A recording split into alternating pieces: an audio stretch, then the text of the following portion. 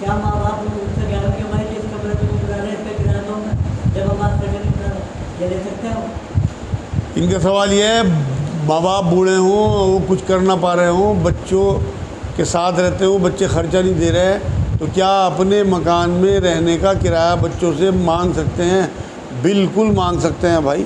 ویسے تو نبی اکرم صلی اللہ علیہ وسلم کے پاس جب ایک بوڑھے شخص شکایت لے کے پہنچے تو نبی نے ان کے بیٹے کو بلایا اور ان کے سینے پہ ہاتھ رکھ کے کہا کہ تو اور تیرا مال تیرے باپ کے ہیں، تو بد نصیب ہے وہ اولاد جس کے ماں باپ زندہ ہیں اور وہ انہیں خرچہ نہیں دے رہی، کیونکہ وہ جو حدیث ہے بہت مشہور، ممبر شریف پہ چڑھتے ہوئے اللہ کے رسول صلی اللہ علیہ وسلم نے بد دعائیں دی تھی کہ ہلاکت ہو اس شخص کی، اس میں ایک وہ بھی تھا کہ جو ماں باپ میں یا کسی ایک کو پائے اور وہ ان کی اتنی خدمت نہ کرے کہ اللہ اس پہ جنت واجب کر دے۔ تو بوڑھے ماں باپ ہوں اور ان کی خدمت نہ کر سکے آدمی بد نصیب ہے میرے نزدیک۔ تو جب وہ چلے جائیں گے جب پتہ لگے گا۔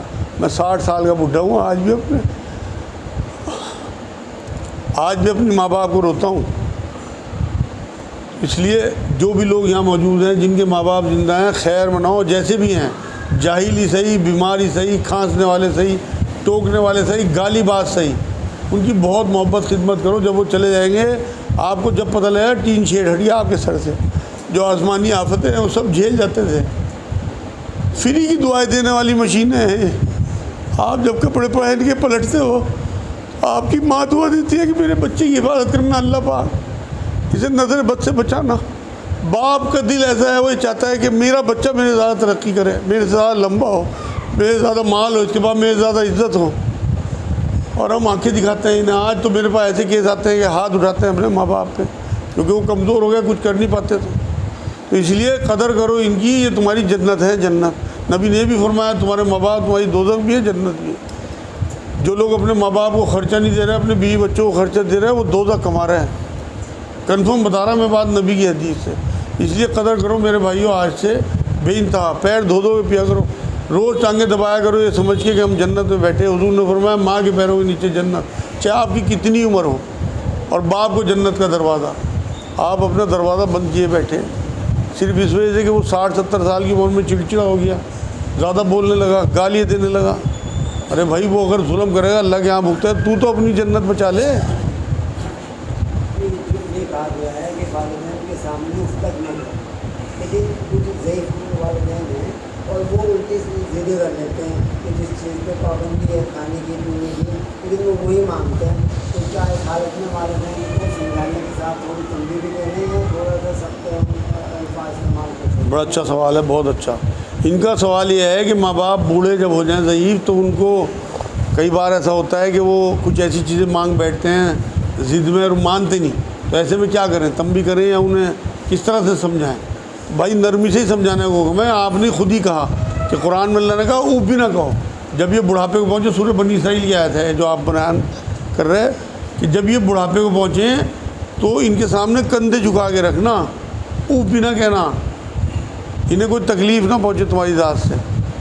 تو اگر آپ انہیں ویسے منا سکتے ہو رو کے یا ڈرامہ کر کے، یا پھر ایسی چیز کی ضد کر رہے ہو جسے ڈاکٹر نے منع کیا، ڈاکٹر سے ملو کہ جی میں اگر کم مقدار میں دے دوں، میری ماں اس طرح سے ضد کر رہی۔ جیسے ہماری اپنی امی تھی، انہیں شوگر تھی تو وہ آم وغیرہ کا بہت شوق تھا، ملائی کا، اس کا اس کا، تو ہم پھر پوچھ کے تھوڑا ہلکا پھلکا دیتے تھے، اور میں تو سختی بھی کرتا تھا جس کا مجھے اب احساس ہے مجھے نہیں کرنی چاہیے تھی۔ تو ہلکی پھلکی سختی اگر آپ کی نیت صحیح ہے اور آپ ڈرامے بازی کی سختی کر کے انہیں ٹھیک کر سکتے ہو، میرے نزدیک کوئی حرج نہیں ویسے، لیکن دل سے سختی نہ ہو کہ آپ انہیں چھڑکیں یا کچھ وہ کریں۔ جتنا ٹھنڈے پن سے آپ انہیں فالو کریں گے، چلیں گے ان کے ساتھ، وہ زیادہ اچھا ہے آپ کے لیے، آپ کی آخرت کے لیے۔ جو عورتیں لپسٹک لگا کر نماز پڑھتی ہیں، ان کا سوال یہ ہے کہ جو عورتیں لپسٹک لگا کے نماز پڑھتی ہیں کیا ٹھیک ہے؟ اگر لپسٹک ایسی ہے کہ اس کا کوٹ ہونٹوں پہ آ جائے اور پانی ہونٹوں پہ نہ لگا، کیونکہ چہرہ دھونے کا حکم ہے، 4 فرض بیان کیے وضو کے قرآن نے۔ ہاتھوں کو دھونا کونیوں تک، چہرے کو دھونا، اس کے بعد مسح کرنا سر کا، اور ٹخنوں تک پیر دھونا۔ تو اگر ان کا چہرہ پورا نہیں دھلا اور ہونٹوں پہ پانی اندر تک نہیں گیا، ان کی پرت تک، کھال تک ایسی پرت ان کے اوپر لپسٹک کی جمی ہے، تو وضو نہیں ہوا، نماز بھی نہیں ہوئی۔ اور اگر ایسی لپسٹک ہے کہ اندر تک پانی چلا جائے، تو ایسی لپسٹک آتی نہیں، تو لپسٹک ہٹائیں، وضو کریں، نماز پڑھیں، اس کے بعد دوبارہ لپسٹک لگا لیں، انہیں اجازت ہے بالکل زینت کرنے کی۔ جہاں میری شادی ہوئی ہے سسرال والوں میں غیر مسلموں کی رسمیں ہوتی ہیں، میں کیا کروں؟ ان کا سوال یہ ہے جہاں شادی ہوئی ہے کوئی بچی لگ رہی مجھے، وہ وہاں گئی تو وہاں دیکھ رہی وہ غیر مسلموں کی حرکتیں وہاں پہ ہیں، تو یہ کیا کرے؟ دیکھو بیٹا کئی بار تو ایسا ہوتا ہے کہ یہ مذہبی شعار ہوتے ہیں، مطلب مذہبی حرکتیں ہوتی ہیں، مذہبی ان کے رسمیں ہوتی ہیں، تو ان میں تو آپ کو پارٹیسپیٹ نہیں کرنا۔ ایک علاقائی رسمیں بھی ہوتی ہیں جو بہت سے علاقوں میں، اب ہمارے ہاں بھی میں دیکھتا ہوں کہ بہت سی رسمیں ایسی ہیں جو عرب میں نہیں تھی اور یہاں ہیں۔ اگر وہ علاقائی رسم ہے اور اس میں کوئی شرک کا پہلو نہیں ہے تو کوئی حرج نہیں، آپ انہیں فالو کرو۔ جیسے بہت سے علاقوں میں گود بھرائی کی رسم ہے بچیوں کی، وہ مسلمانوں میں بھی ہے، مردوں اس میں ہندوؤں میں بھی ہے، کوئی حرج نہیں ہے، شرک کا پہلو نہ ہو کوئی۔ لیکن اگر کوئی مذہبی رسم ہے، اس میں کوئی پوجا ہو رہی، تلک لگایا جا رہا ہے، آرتی اتاری جا رہی، بالکل آپ کو دور ہونا ہے۔ اس قسم کے اگر کوئی لوگ ہیں تو آپ بالکل ان سے دور ہو جاؤ۔ اگر آپ کو یہ خطرہ ہے کہ آپ کو قتل کر دیں گے تو آپ جب مائکے آئیں تو اپنے گھر والوں کو بتائیں کہ اس طرح معاملہ ہے، میں نہیں مار سکتی، کیونکہ پہلے آپ کو اللہ اس کے رسول کا حکم ماننا ہے۔ اور نبی کی واضح حدیث ہے کہ جہاں خالق کی اطاعت کا معاملہ آ رہا ہو حکم کا، وہاں مخلوق کی اطاعت نہیں ہے، تو اس لیے اس سے بچنا ہے۔ اگر کوئی ایسا علاقائی معاملہ ہو تو کوئی حرج نہیں ہے اس میں، اور آپ وہاں رہیں گی تو ان کی وہ رسمیں بھی آپ دھیرے دھیرے دور کرا دیں گے اپنی اچھائی سے، کیونکہ قرآن میں اللہ نے کہا کہ برائی کو اگر اچھائی سے ٹالو گے تو دیکھو گے دشمن بھی دوست بن جاتی ہیں، تو وہ تو آپ کے سسرال والے ہیں۔ ایک بھائی کا سوال ہے، کیا بیوی کے حق ادا نہ کر پانے کی صورت میں اگر شادی ہی نہ کی جائے تو کیا ہے؟ ان کا سوال یہ ہے کہ کسی کو یہ شک ہو کہ میں بیوی کے حق ادا نہیں کر پاؤں گا تو کیا شادی کرنا اس کے بعد ٹھیک ہے؟ بھائی دیکھو، بیوی کا حق ادا کرنے میں ایک تو نان نفقہ ہے، اگر اس کے ایسے حالات نہیں ہیں کہ وہ بیوی کا بوجھ سنبھال پائے گا تو پھر تو اسے احتیاط کرنی چاہیے بھی، اور روزے رکھے اور کوشش کرے نوٹ کمائے، مال کمائے، اور پھر اپنی بیوی بچوں کو جس سے پال سکے تو نکاح کرے۔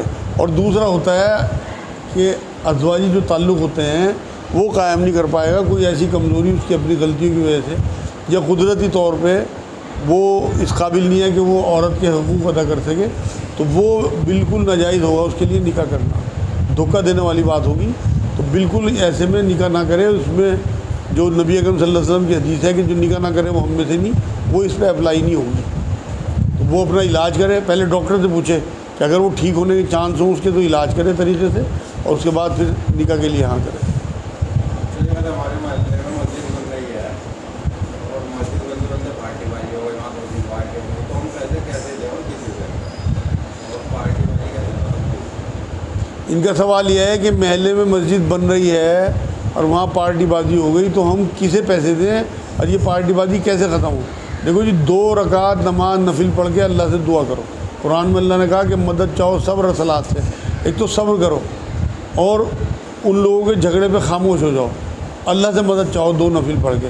دوسرے پیسے بالکل نہ دو ان لوگوں کو۔ وہاں سامان کی دیکھو ضرورت کیا ہے، سریے کی ضرورت ہو، اینٹوں کی ضرورت ہو، ریتے کی ضرورت ہو، کیواڑوں کی ضرورت ہو، وہ چیزیں دو وہاں کسی کا مسئلہ ہی نہیں رہے گا۔ جب وہاں سامان پڑا ہوا ہوگا تو وہاں جو مزدور مستری کام کر رہے ہو اپنا آپ اس میں لگاتے رہیں گے، آپ کو کوئی دکھانا تھوڑی کہ میں نے 10,000 روپیہ دیا، آپ تو اللہ کے لیے دے رہے ہیں۔ آپ وہاں سامان پہنچا دو، اپنا نام ہی نہ ہو آپ کا کہ کہاں سے آیا سامان، اللہ اللہ خیر صلی اللہ۔ ان کے لیے دعا کرو، ان میں دیکھو کون سے شریف لوگ ہیں، انہیں اکٹھا کرو اپنے گھر پہ، دعوت کر دو ان کی، اور پھر وہاں کے بھائیوں دونوں گروپ کے شریف لوگوں کو بلا لو کہ یہ اللہ کا گھر ہے، اس میں اگر تم اس طرح جھگڑا کرو گے اللہ کے یہاں تمہاری پکڑ ہو جائے گی، کیونکہ جو مومن 2 گٹوں میں فیصلہ کرا دے گا محبت کا اور جھگڑا ختم کرائے گا، آپ یقین کرو اس کے لیے بہت مرتبہ ہے اللہ کے یہاں۔ قرآن کی آیتیں ہیں یہ جو میں آپ کو بتا رہا ہوں۔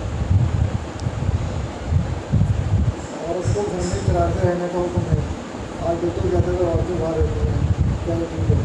ان کا سوال یہ ہے کہ عورتوں کو قرار سے رہنے کا حکم ہے، سورہ احزاب کی آیت ہے، اور آج تو عورت باہر کام پہ نکلی ہوئی ہے، کیا یہ ٹھیک ہے؟ بھائی بالکل، اگر مجبوری ہو تو اسلام بھی اجازت دیتا ہے عورت کو، لیکن یہ جو آج شوق کیا کہ ہم نے ایجوکیشن حاصل کر لی، ہمیں جاب کرنی ہے، میرے پاس تو ایسے ہی کیس آتے ہیں، یہ بالکل ناجائز ہے اسلام میں۔ اصل میں مرد نے عورت کو باہر نکالا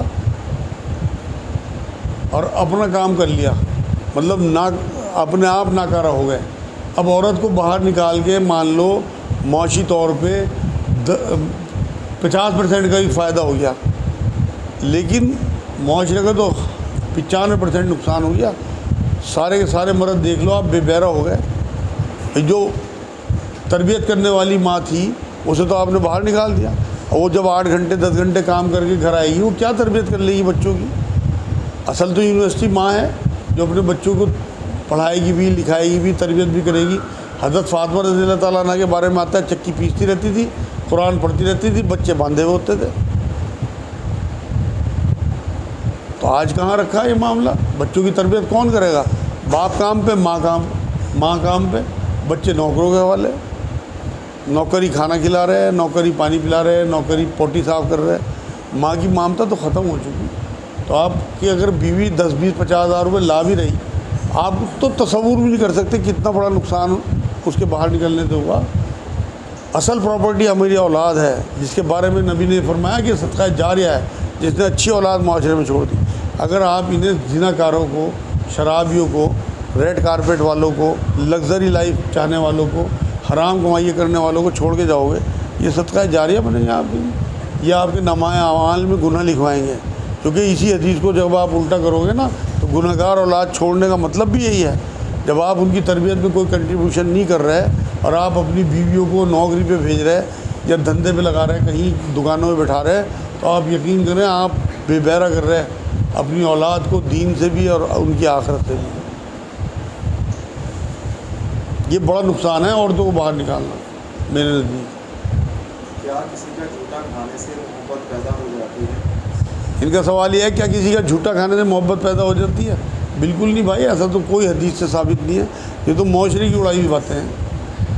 تو اس لیے کھانا چاہیے، جھوٹا کھا لیں. نبی نے 70 لوگوں کا جھوٹا کھایا. آپ کو یاد ہو جو گلاس تھا دودھ کا، تمام جتنے صحابہ تھے سب کو پلانے کے بعد نبی نے خود آخر میں پیا. تو جھوٹا کھانے کی منائی نہیں ہے اسلام میں. اسلام میں گھن نہیں ہے، اسلام میں چھوا چھوت نہیں ہے، اسلام میں صفائی ہے اور پاکی ہے. لیکن یہ کہنا کہ اس سے محبت بڑھ جائے گی، ایسا محبت بڑھتی تو نبی اکرم صلی اللہ علیہ وسلم کا جھوٹا کھانے سے، یا کوئی ایسا بہت دیندار آدمی ہو، بزرگ آدمی ہو جو آپ کو پتہ ہو کہ گناہ گار نہیں ہے. تو جیسے ہم نے دیکھا بچپن میں کہ لوگ جو ہیں وہ کھجورے یا چھوارے چبا کے بزرگوں سے لے جاتے تھے اپنے بچوں کے مسوڑوں پہ ملنے کے لیے. میں بھی میرے پیر تھے مفتی مظفر حسین صاحب، اپنے سب بچوں کے لیے میں ان سے چھوارے یا کھجور شہد پڑھوا کے لاتا تھا، چبوا کے ان سے، اور اپنے بچوں کے مسوڑوں پہ ملتا تھا. ایک شخص جو ہے معاشرے کے اندر کبھی کسی کی چگلی کر رہا ہے یا پھر کسی کی مقبری کر رہا ہے یا اس نے اور بھی اس طرح کام کیے لیکن وہ مر گیا. اب اس کے بعد میں لوگ کہتے ہیں بھائی وہ تو بڑا بیکار آدمی ہے، کوئی ظلم ہے. تو اس کا جواب الٹا یہ ملتا ہے کہ ایسا نہ کہو بھائی اس کا جو پردہ ڈال دیا تو مر گیا، مجھے کچھ نہ کہو. تو کیا یہ باتیں صحیح ہیں، کہہ سکتے ہیں یا نہیں؟ ان کا سوال یہ ہے کسی گناہ گار کے گناہ بعد میں بیان کرنے کی اجازت ہے یا نہیں ہے؟ بالکل اجازت نہیں ہے بھائی. اس کے لیے مغفرت کی دعا کریں، کیونکہ نبی نے فرمایا کسی کے مرنے کے بعد اس کی صرف اچھائی بیان کرو، اس کی برائی بیان نہ کرو. تو نبی کا حکم تو یہ ہے. کیا درس قرآن یا بیان یا نعتیں، یہ نعتیں گانے کے پیسے دینا جائز ہے؟ ان کا سوال یہ ہے درس قرآن ہو، کہیں بیان ہو، کہیں نعت خوانی ہو، تو کیا ان کے پیسے لینا جائز ہے؟ بھائی ایسا ہے کہ دین کے کسی کام کے کوئی پیسے کبھی کسی نبی نے نہیں لیے. میری ہزاروں کی تعداد میں الحمدللہ ویڈیوز ہیں، ٹی وی کے سینکڑوں کی تعداد میں پروگرام ہیں. میں نے آج تک ٹی وی والوں کا الحمدللہ پانی بھی نہیں پیا. پیسے لینا تو بہت دور کی بات ہے، کیونکہ میں نے خود قرآن میں بات پڑھی، ہر نبی کے جہاں بھی قصے بیان ہوئے 26-27 نبی ہو گئے، ہر ایک کے ساتھ یہ جوڑ دیا اللہ نے کہ ان سے کہلوایا کہ ہمیں تم سے کوئی اجرت نہیں چاہیے، ہمیں اجرت چاہیے اپنے اللہ سے. تو اس لیے جو نہیں لیتے وہ زیادہ سیف ہیں. لیکن اگر کوئی مجبور ہو، بھائی میرے ساتھ تو مجبوری نہیں، میرا تو الحمدللہ بہت بڑھیا حساب ہے، تو اس لیے میں نے تو کبھی لیے نہیں، نہ ٹی وی والوں سے اور نہ ویسے کسی پروگرام کے کہیں جانے کے، اور نہ یہاں کوئی الحمدللہ اس طرح کا کوئی سلسلہ جاری کیا. لیکن جن کی مجبوری ہے وہ لوگ اپنے ٹائم کا پیسہ طے کریں کہ جی ہم 2 گھنٹے کے لیے آئیں گے، اس کے اتنے روپے ہوں. نماز پڑھانے کے، قرآن پڑھانے کے، یا کسی دینی جلسے کے بیان کرنے کے یا درس قرآن کے کوئی پیسے طے نہ کریں.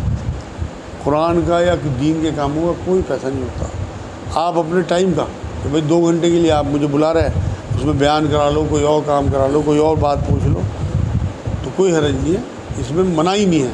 مگر پسندیدہ یہ ہے, میرے جو پیر جن کا میں ذکر کر رہا ہوں مفتی مظفر حسین صاحب, ان سے ایک بار کسی نے, میرے سامنے کی بات ہے, شاید میرے ذہن میں یہ بات آ رہی, تو ان سے پوچھا کہ حضرت آپ کی تو بہت اچھی تنخواہ ہے اور آپ بہت تھوڑے سے پیسے لیتے ہو مدرسے سے.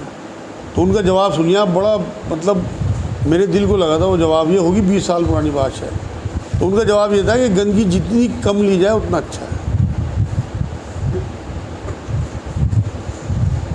دین کے کاموں کے پیسوں کو لینا وہ گندگی سمجھتے تھے.